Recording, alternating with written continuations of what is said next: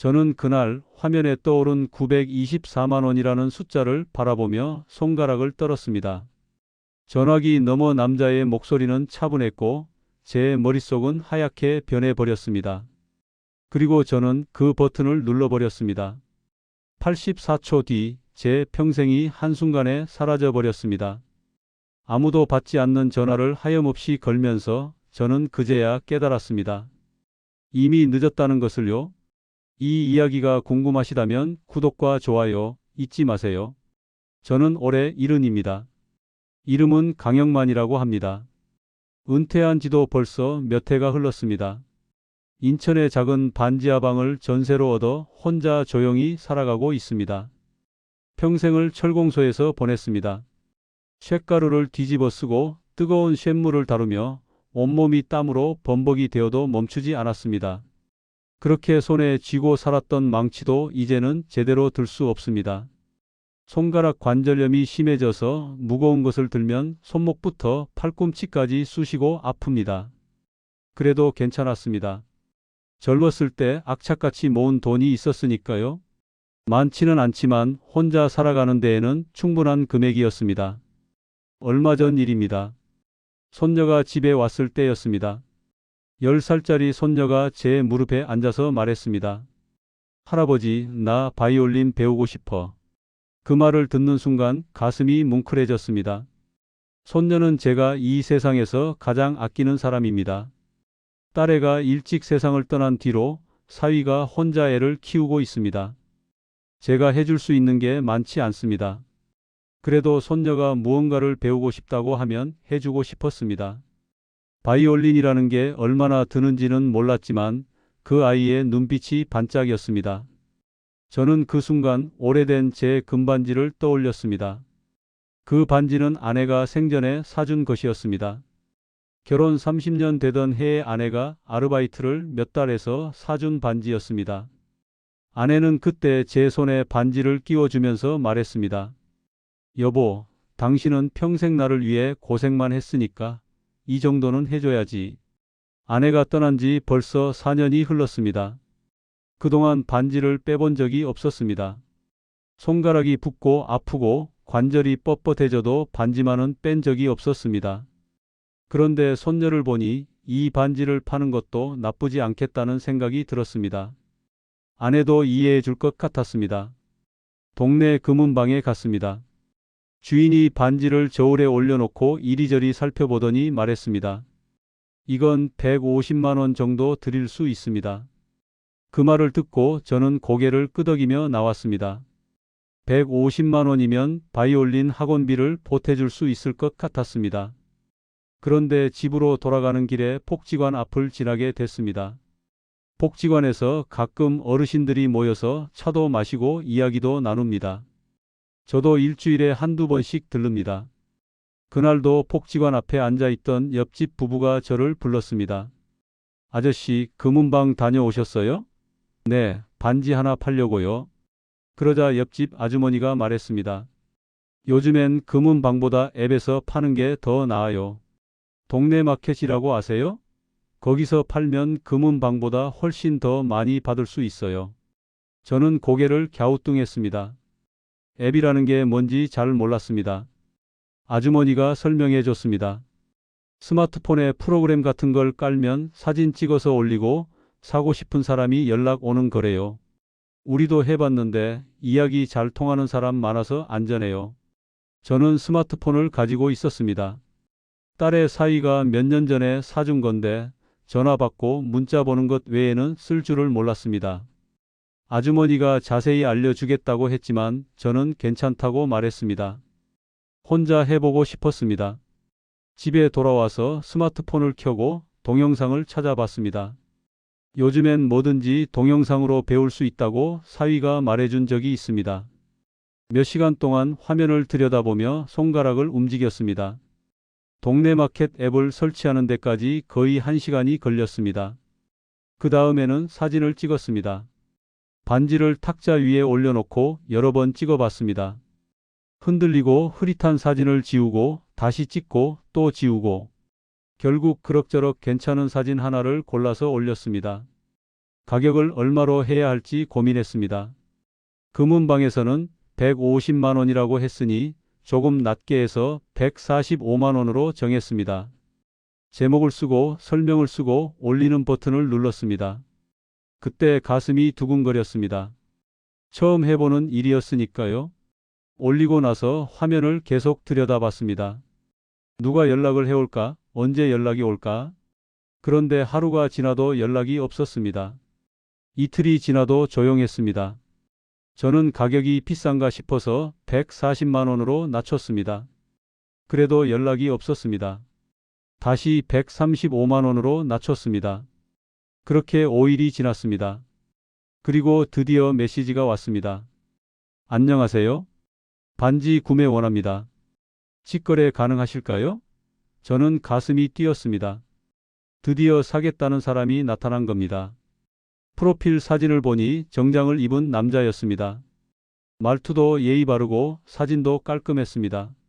저는 네, 가능합니다. 어디서 만날까요? 하고 답장을 보냈습니다. 그러자 상대방이 답장을 보냈습니다. 혹시 120만 원 선입금 드리고 나머지는 만나서 드리면 어떨까요? 요즘 판매자 사기가 많아서요. 저는 그 말을 읽고 잠시 고민했습니다. 선입금이라는 게 뭔가 이상했습니다. 그런데 생각해보니 제가 먼저 돈을 받는 거니까 위험할 게 없어 보였습니다. 오히려 상대방이 저를 믿고 먼저 보내준다는 거니까 좋은 사람인 것 같았습니다. 저는 계좌번호를 알려줬습니다. 그리고 얼마 뒤 휴대폰에 문자가 왔습니다. 강영만님께 120만 원 입금되었습니다. 저는 가슴이 벅차올랐습니다. 진짜로 돈이 들어온 겁니다. 통장을 확인해 보니 정말로 120만 원이 들어와 있었습니다.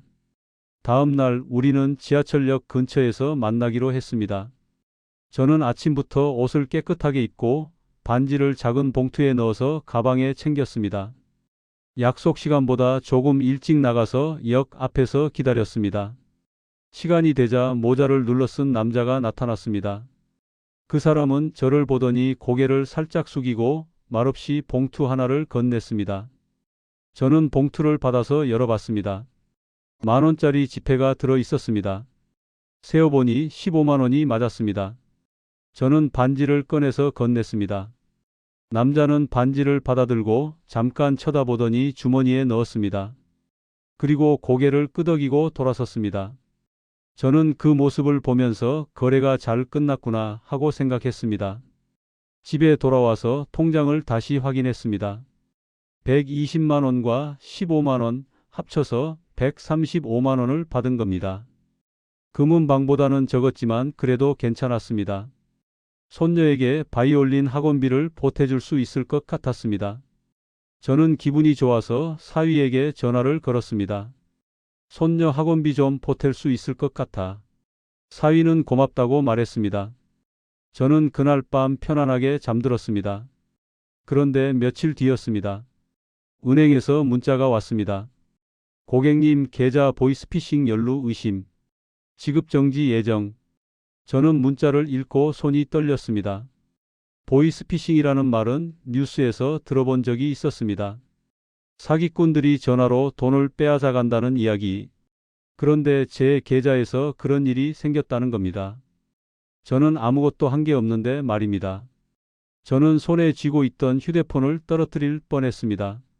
제가 사기를 친 사람처럼 되어버렸다는 뜻일까요? 저는 겁이 났습니다. 평생 법 없이도 살았습니다. 한 번도 남에게 해를 끼친 적이 없었습니다. 그런데 보이스피싱에 연루됐다니 이게 무슨 일인가 싶었습니다. 저는 급하게 은행에 전화를 걸었습니다. 상담원이 받았습니다. 저는 떨리는 목소리로 말했습니다. 저 문자를 받았는데 계좌가 보이스피싱에 연루됐다고 나와서요. 어떻게 된 건가요? 상담원은 잠시 뭔가를 확인하더니 말했습니다.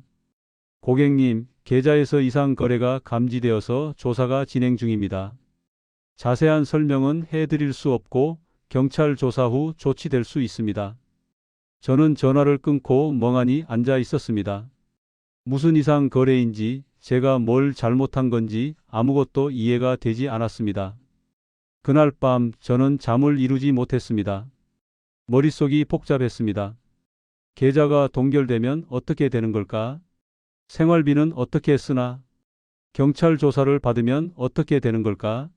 온갖 걱정이 꼬리를 물고 이어졌습니다. 그리고 그날 밤 늦게 낯선 번호로 전화가 걸려왔습니다. 저는 전화를 받았습니다. 여기는 금융보호재단 조사과입니다. 고객님 계좌에서 범죄 자금이 확인되었습니다. 목소리는 차분하고 공식적이었습니다. 저는 숨을 삼켰습니다. 범죄 자금이라니 저는 아무것도 한 게 없는데 말입니다. 저는 떨리는 목소리로 물었습니다. 무슨 말씀이신가요? 저는 아무것도 하지 않았는데요. 남자는 설명했습니다. 고객님 계좌로 들어온 돈이 다른 피해자분의 돈으로 확인됐습니다. 고객님께서 직접 관여하지 않으셨더라도 계좌가 범죄에 이용된 겁니다. 내일 오전까지 조치하지 않으면 계좌가 전부 동결되고 형사조사에 들어가실 수 있습니다. 저는 그 말을 듣는 순간 폐가 조여오는 것 같은 두려움이 밀려왔습니다. 형사조사? 계좌 동결? 저는 평생 법을 어긴 적이 없는데 이제 와서 경찰에 끌려가는 건가요? 저는 목소리를 가다듬으며 물었습니다. 그럼 어떻게 해야 하나요? 남자는 말했습니다. 형마님이 범죄와 무관하다는 걸 증명해야 합니다. 지금 통장에 있는 자금을 저희 임시 보호계좌로 옮기면 출처 확인 후 그대로 돌려드립니다. 그 말이 너무나 그럴듯하게 들렸습니다. 제가 범죄와 무관하다는 걸 증명하려면 돈을 옮겨야 한다는 겁니다. 그러면 조사가 끝나고 다시 돌려준다는 겁니다. 저는 그 말을 믿었습니다. 다른 방법이 없어 보였습니다. 남자는 계속 말했습니다. 지금 바로 조치하지 않으시면 내일 아침부터 계좌가 완전히 동결됩니다. 그러면 생활비도 못 쓰시고 모든 거래가 막힙니다. 형사조사까지 들어가면 몇 달씩 걸릴 수도 있습니다. 저는 가슴이 철렁 내려앉았습니다. 몇 달씩 계좌를 못 쓴다면 저는 어떻게 생활하나요? 저는 다른 재산이 없었습니다. 통장에 있는 돈이 전부였습니다. 남자는 말했습니다. 지금 카카오톡으로 공식 링크를 보내드리겠습니다. 그 앱을 설치하시면 안전하게 진행할 수 있습니다. 저는 떨리는 손으로 카카오톡을 열었습니다. 정말로 링크가 왔습니다. 저는 아무 의심 없이 그 링크를 눌렀습니다. 화면에 앱이 다운로드되기 시작했습니다. 설치가 끝나자 앱이 열렸습니다. 화면은 실제 금융기관 앱과 똑같았습니다. 로고도 있었고 색깔도 익숙했습니다. 남자는 전화로 계속 말했습니다.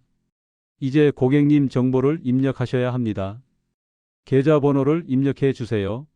저는 시키는 대로 계좌번호를 입력했습니다. 이제 비밀번호를 입력해 주세요. 저는 비밀번호도 입력했습니다. 공동인증서를 등록해 주세요. 저는 공동인증서도 등록했습니다. 보안코드를 입력해 주세요. 저는 보안코드도 입력했습니다. 남자는 차분하게 하나하나 안내해 줬습니다. 저는 손이 떨리면서도 모든 걸 입력했습니다. 그리고 마지막 화면이 떴습니다. 화면에는 금액이 떠 있었습니다. 924만 원. 제가 가진 전 재산이었습니다. 남자는 말했습니다. 이 금액을 보호계좌로 옮기겠습니다. 승인해 주세요. 저는 화면을 바라봤습니다. 924만 원. 그 돈은 제가 평생 모은 돈이었습니다. 쇳가루를 뒤집어 쓰며 땀을 흘리며 손가락 관절이 뻣뻣해지도록 일해서 모은 돈이었습니다. 그런데 지금 이 돈을 옮기지 않으면 계좌가 동결된다는 겁니다. 형사조사를 받는다는 겁니다. 저는 그 버튼을 눌렀습니다. 화면에 로딩 표시가 돌아갔습니다. 그리고 84초 뒤 화면에 문구가 떴습니다. 이체 완료. 저는 그 문구를 보고 안도의 한숨을 쉬었습니다. 이제 조사가 끝나면 돈을 돌려받을 수 있을 거라고 생각했습니다. 남자는 말했습니다. 고객님, 조치가 완료되었습니다. 내일 오전 중으로 연락드리겠습니다. 그리고 전화가 끊겼습니다. 저는 그날 밤 불안한 마음으로 잠들었습니다. 다음 날 아침 약속된 시간이 되었지만 연락은 오지 않았습니다. 저는 어제 전화 온 번호로 다시 전화를 걸었습니다. 그런데 계속 통화 중이었습니다. 한 번, 두 번, 세 번. 몇 번을 걸어도 통화 중이었습니다. 저는 점점 불안해졌습니다. 뭔가 잘못된 것 같았습니다. 저는 은행에 다시 전화를 걸었습니다. 상담원이 받았습니다. 저는 떨리는 목소리로 말했습니다.